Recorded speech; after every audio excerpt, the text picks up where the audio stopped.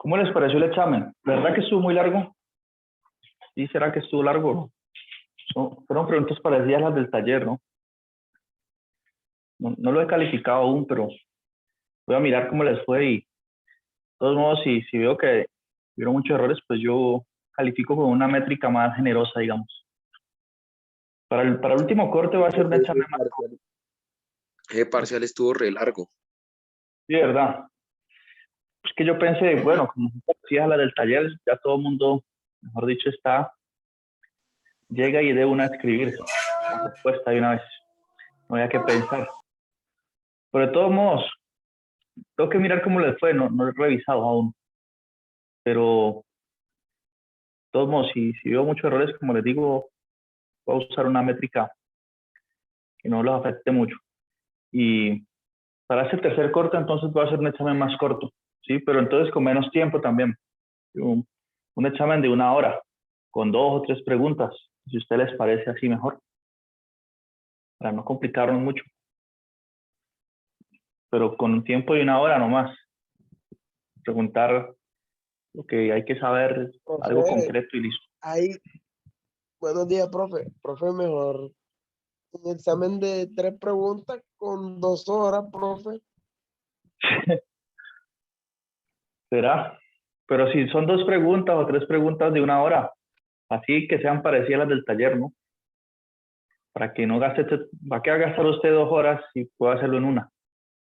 Porque usted acabe y ya, Profe, porque Una y media, a profe. veces el internet se pone malo, profe. Bueno, entonces ahí vamos viendo cuando llegue el momento, ¿sí? Entonces, Bueno, ustedes recuerdan que yo les envié un cronograma, ¿cierto? De las actividades que íbamos a hacer por semana, ¿bien? Entonces ya hemos cumplido nuestras metas de las primeras 2 semanas, ¿sí? Ya hicimos el examen, ya estamos aquí, miren, clase del 19 de junio. Entonces, campos vectoriales, ¿bien?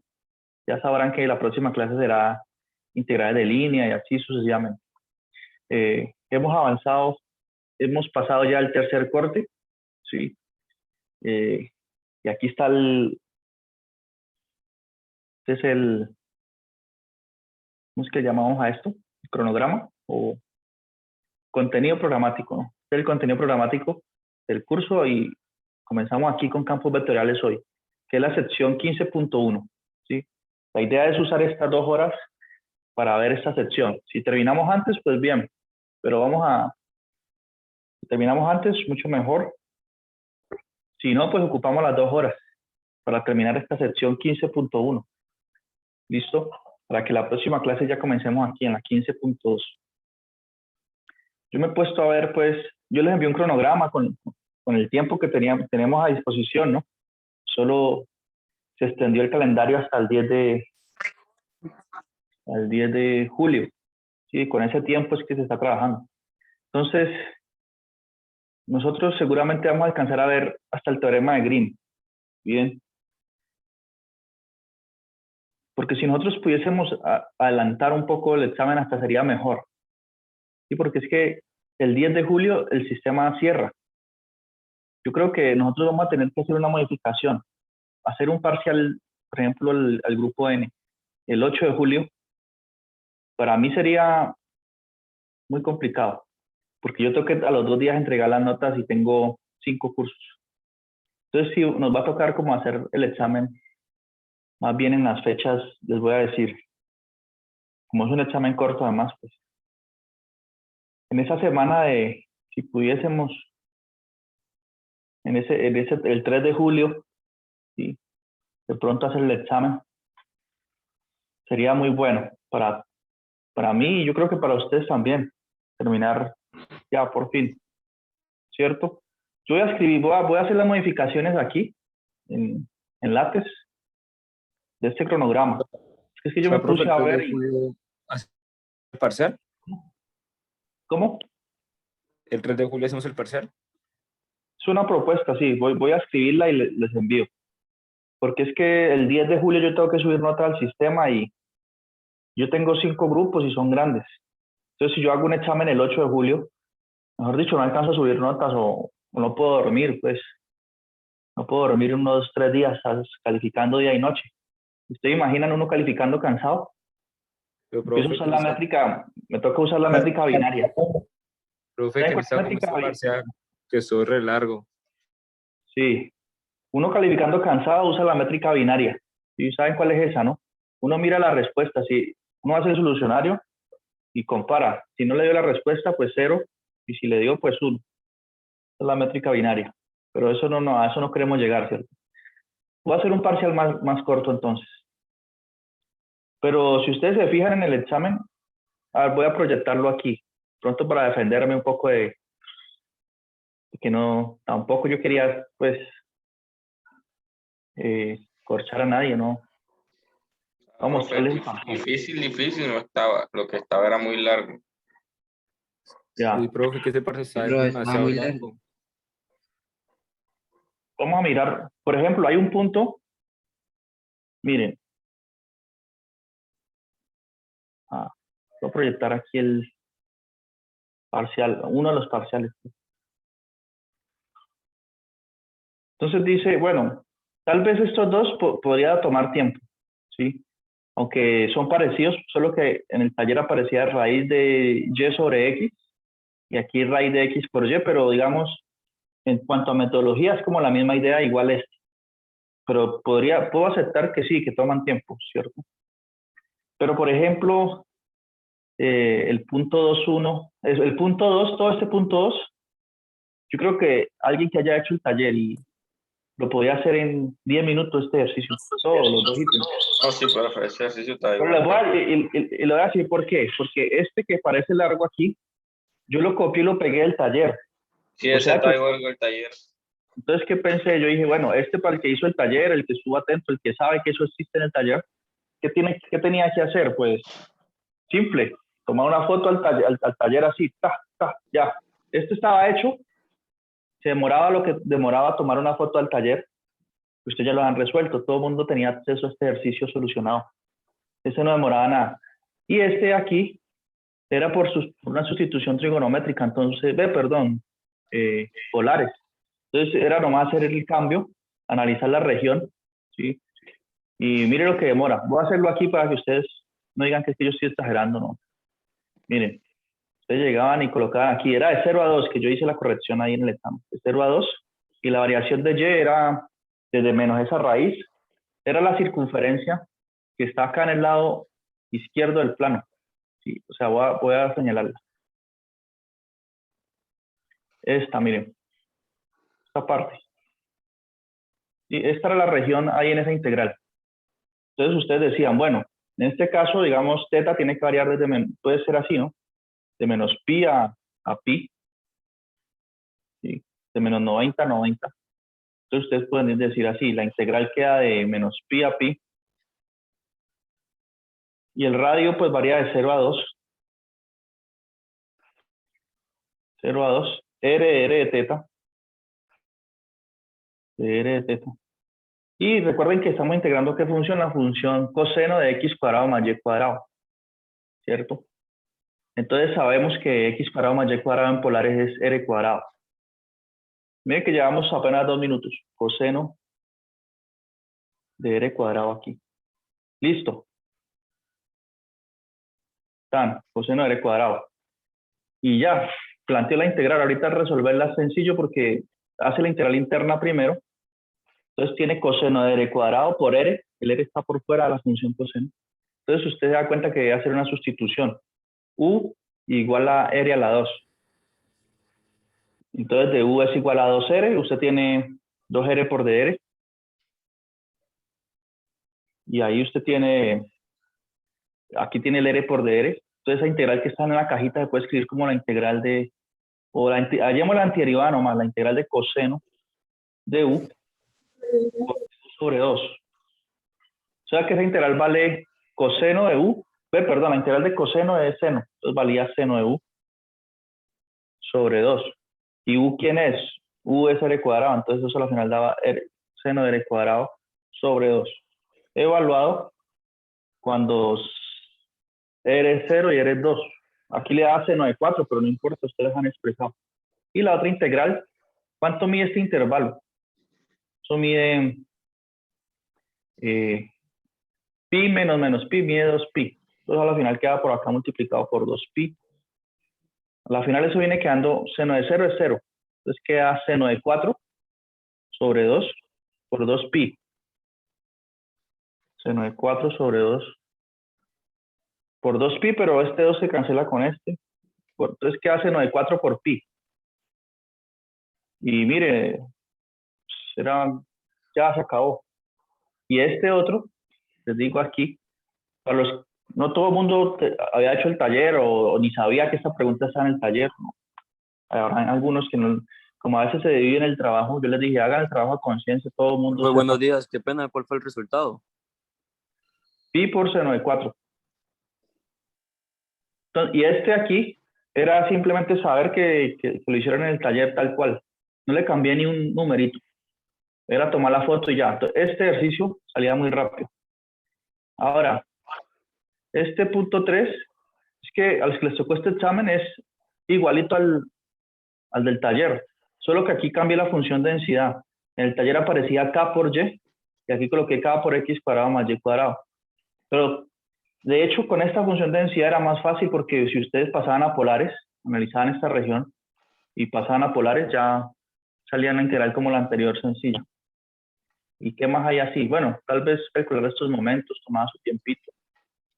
Y esta de aquí, pues parecía un ejemplo que yo hice. Pero bueno, yo sí tengo... no hay más. Pues sí, estaba un poquito largo, pero el punto 2 sí era como con este era que había que ganar tiempo. Sacar este de una. ¿Cierto? Cuando ustedes dan cuenta que este está en taller, ya lo hicieron de una y este es muy parecido al del taller también. En el taller apareció una integral como esta, pero aparecía seno. ¿Sí? Si quiere proyecto el taller aquí mismo al lado, para que no digan que es que yo estoy diciendo mentiras, ¿no? El problema es que haya cada uno viene el del taller, profe. Es muy parecida, sino que cambié los límites ahí, pero el que entendió lo del taller, pues era casi lo mismo. Yo no creo que yo haya querido... ¿Ustedes ven malas intenciones en mi examen? No, profe. No, sino que estaba fácil pero largo. O sea, era O sea, largo, extenso, fácil no porque estaba así como, pero si el que hizo el pero taller, pues. a mí me costó mucho hacer la integral triple y ahí fue donde quemé más tiempo y no la pude lograr terminar. Y pues, bailas. Ya, mire, este es muy parecido a este ejercicio del taller. Y el 3, mire, lo compárenlo aquí. Este que está aquí, yo lo copié y lo pegué, pues, mírenlo acá en el examen. Mírenlo. Y esta pregunta, mírenla aquí. Pero pues cambiando los límites, pero la misma idea, o sea, la misma metodología. Y aquí en los momentos de inercia, no, fui tan perezoso que ni cambié la región siquiera, pues. Mire, es la misma pregunta. No cambié ni la región para los que tocó este examen. El taller. ¿Sí? Lo único que cambió fue la función de densidad, pero esto lo que hacía era facilitar. Con la que yo coloqué aquí, si ustedes pasaban a polares, antes que fuese así la función de densidad era mejor. Porque si ustedes lo hacían con y es igual a r coseno de teta. Y cuando ustedes pasaban a polares. En cambio aquí, con esta función de densidad, x cuadrado más y cuadrado vale r cuadrado. ¿Sí? Entonces la integral que tienen que hacer, ya no es que la integral de un seno de teta por ahí, sino que la integral de r. O sea, simplificada. Así es más sencillo. Profe, Más sencillo que el que... pues se me compliqué en un momento de inercia porque hay el momento de inercia como hay algo igual como Y, o sea, Y, ahí me compliqué, yo fui hallando Y, porque usted sabe que hay que poner Y, o cuando está hallando el momento X, cuando está hallando el momento Y, poner X, y no sabía cuál era el valor de X ahí cuando estaban hallando los momentos. Ya. Bueno, pues entonces tengo que revisar el examen a ver cómo no nos adelantemos a los hechos, ¿cierto? No nos quejemos todavía porque no Profe, una sabemos. pregunta. ¿Usted Yo calificaría, sé usted también calificaría procedimiento, profe? Sí, yo califico, yo valgo procedimiento. Yo Profe, uso puse ahí una media. que Y era igual a R coseno. Y igual Ya. a R coseno y X era igual a R seno.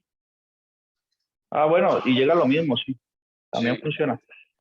Pero usted podía decir simplemente que aquí, que x cuadrado más y cuadrado es r cuadrado. Lo mismo, se llega a lo mismo cuando uno usa polaris. Bueno, entonces, eso es como observaciones del examen. Sí, tal vez pueda haber sido largo, pero el punto 2 era el que tenían que hacer de forma casi inmediata, pues, ya que este era un ejercicio del taller y este muy parecido. En realidad todos los coloqué muy parecidos, pero tal vez aquí sí era un poquito largo. Pero si ustedes ya han hecho uno tan parecido a este. Bueno, entonces me comprometo pues a hacer un examen más corto entonces para tercer corte. Entonces, vamos Sí, a ver el profe. tema nuevo, ¿sí? Según nuestro cronograma. Entonces hoy vamos a ver campos vectoriales, que es tema del tercer corte ya. Entonces, esta es la sección 15.1 del libro guía. Además de eso, tengo aquí unas notas que las voy a enviar cuando terminemos las clases, donde hacen un resumen de la sección también. Estas las construimos con los profesores, porque son ejercicios muy parecidos a los del libro. Se hizo el semestre pasado. Estas notas son de mayo del 2020, al año pasado. También las puedo enviar si quieren revisar aquí más ejemplos. Listo, pero yo voy a usar el libro, que hay dibujos mejores. Entonces, vamos a estudiar un campo vectorial. Entonces, aquí está la definición previa. ¿Qué es lo que hace un campo vectorial? A un punto en el plano le asigna un vector. ¿Sí? Es una asignación de... Pensemos en lo siguiente. Voy a dejar el plano cartesiano aquí. ¿Sí? Entonces, a cada punto, asociado a cada punto, voy a poner un vector. Y aquí pongo... Aquí, no. ¿Dónde está el punto? Entonces, pensemos en este puntico, por acá otro punto.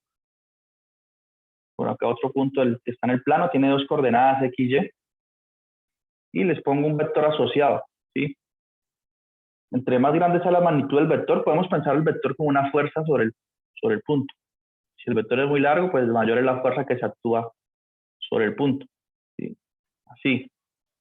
Entonces, ¿cómo hace una esa asignación? Que a cada punto en el plano le asigna un vector por medio de una función, y esa función se llama campo vectorial, ¿sí? Campo vectorial es una función que la vamos a escribir así, f mayúscula, ¿sí?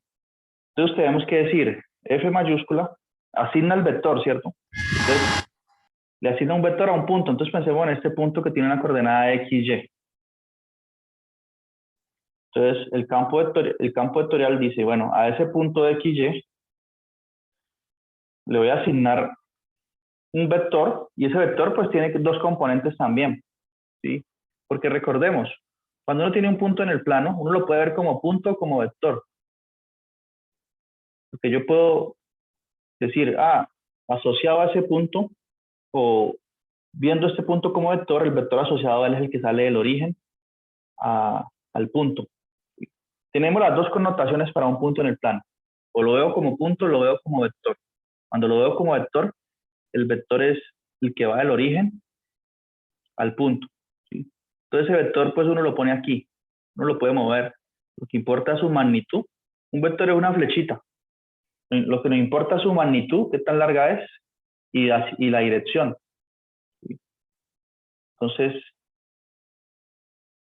aquí yo lo puedo poner el vector, o acá. Entonces, al punto de XY que yo escojo, pensemos en este punto aquí,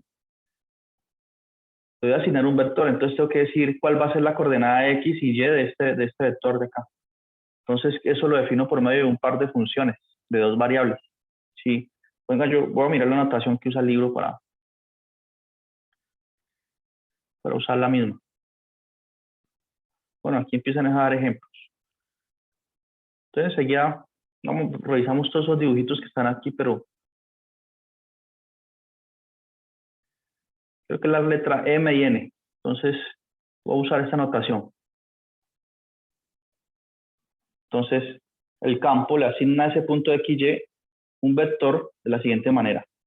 Aquí vamos a recibir una función de dos variables, y esa va a ser la coordenada Y más una función de dos variables n, que va a ser la coordenada j, la coordenada y. Sí, j. Entonces, esto es un campo vectorial, una función de este estilo. ¿Sí? Vamos a ver un caso concreto a continuación. Ejemplo de un campo.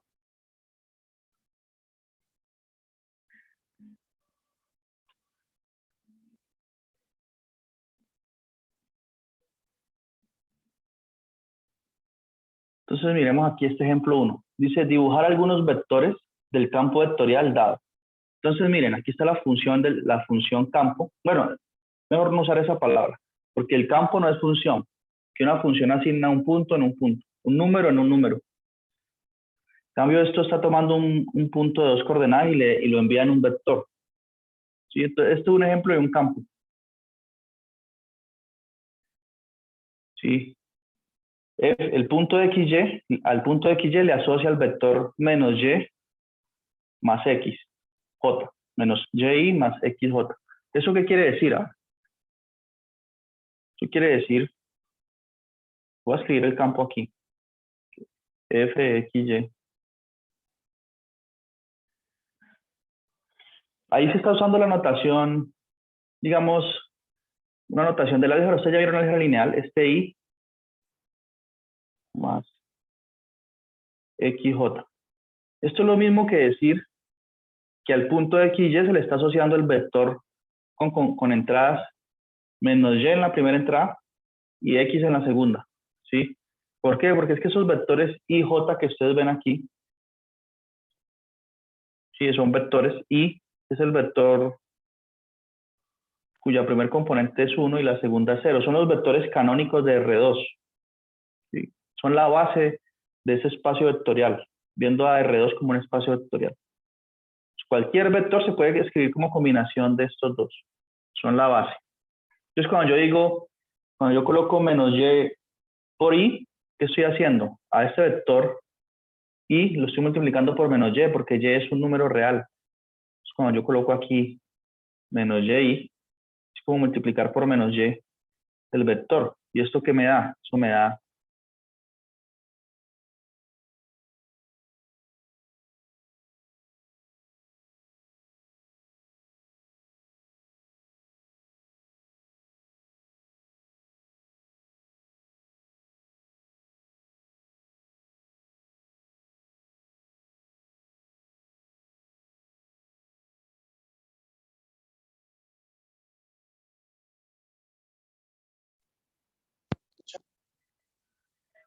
si hay audio.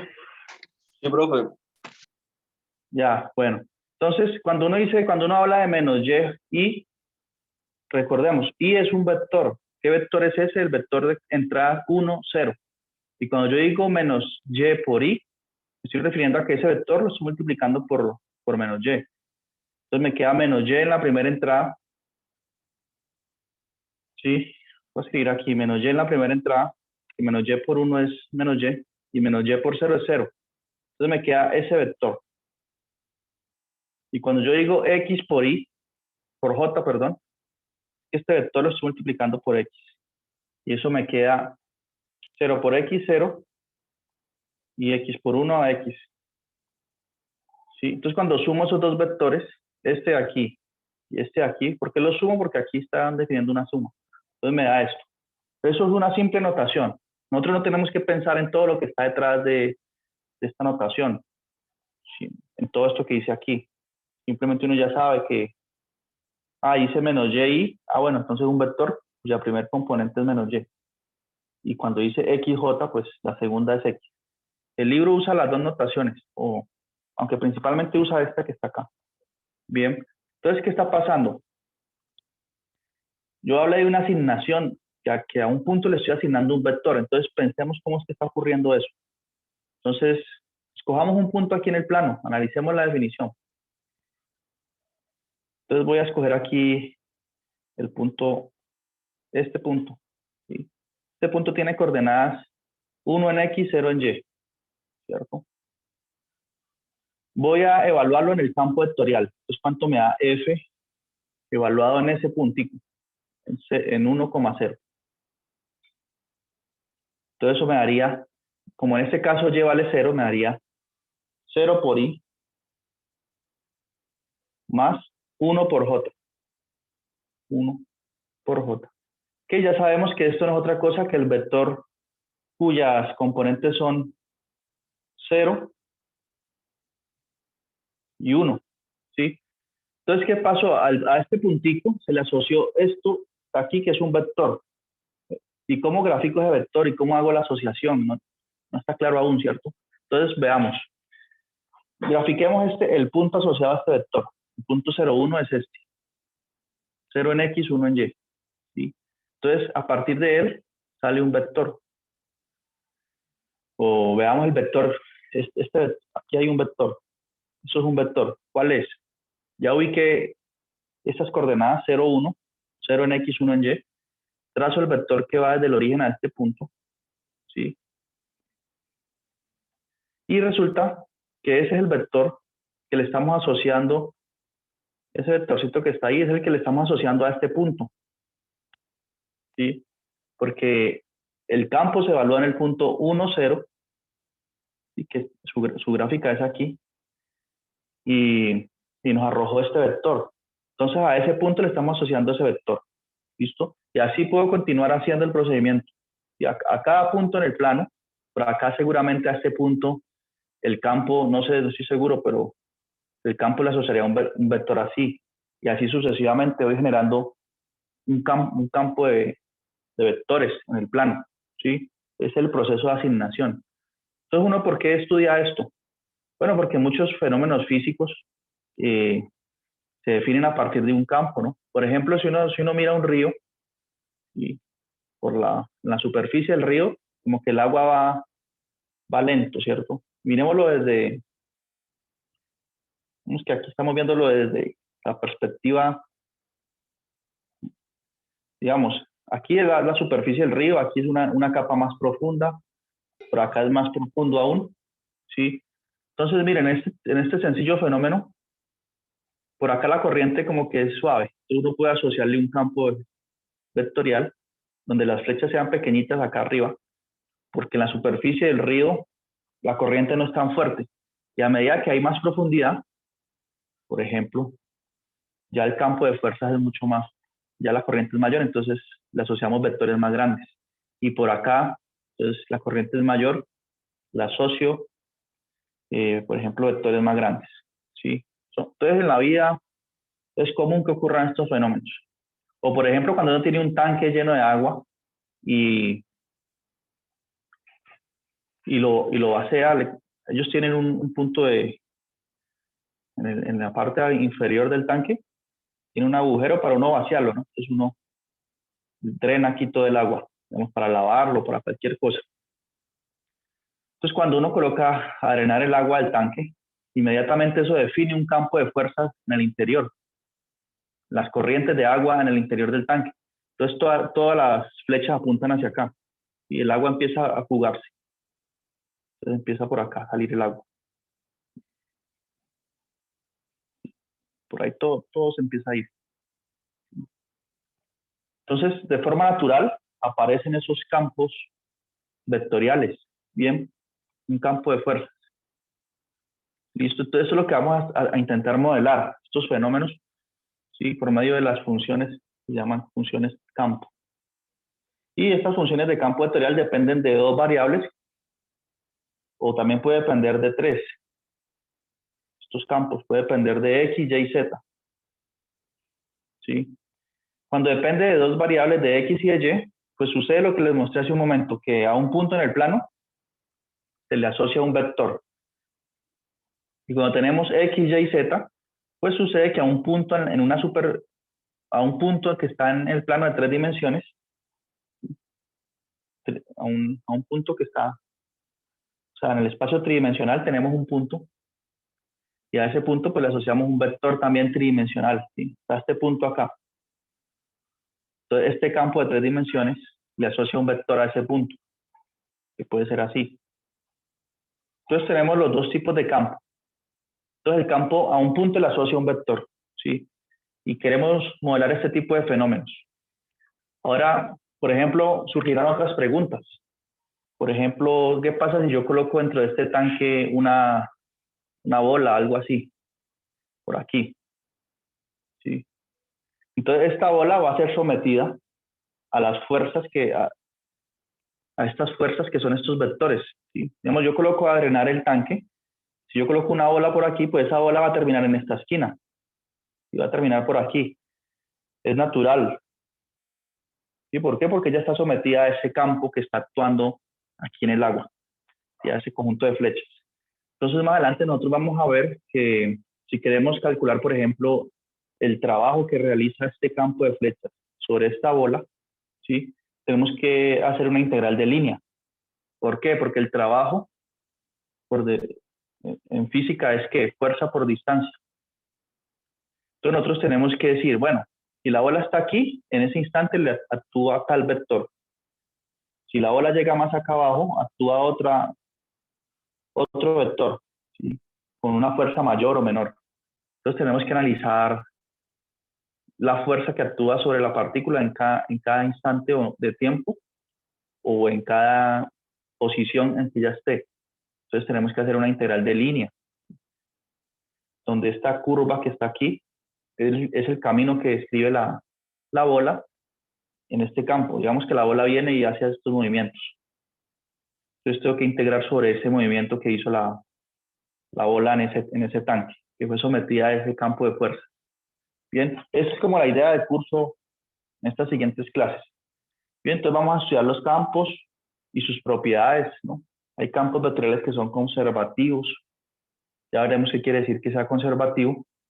Y la importancia de los campos conservativos, ya que podemos hacer integrales de línea de una forma mucho más sencilla.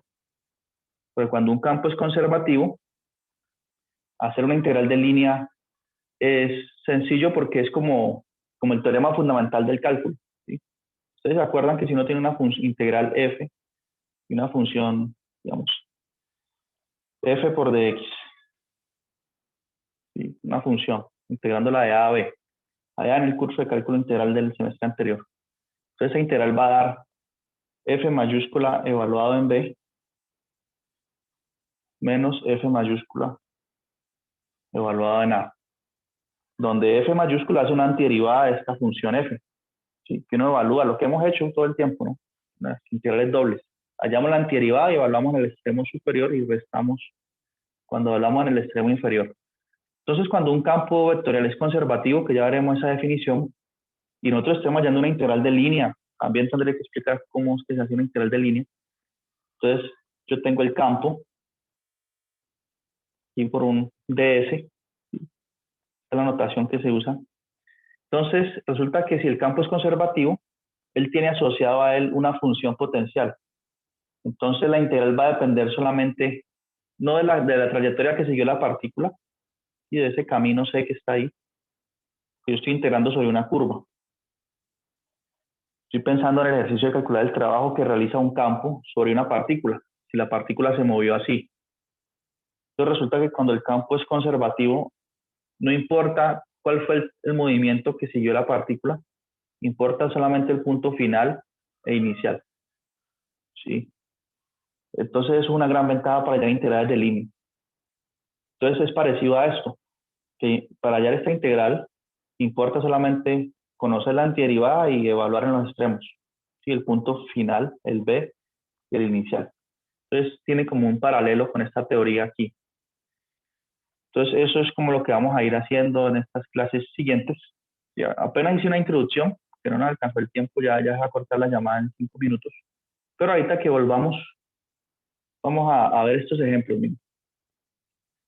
Por ejemplo, aquí se dibujan algunos vectores de este campo vectorial. Nosotros hicimos ese ejercicio ya un poquito hace unos minutos, pero nosotros dibujamos, les voy a decir cuál fue que dibujamos. Dibujamos este vectorcito que está aquí, ¿sí se acuerdan?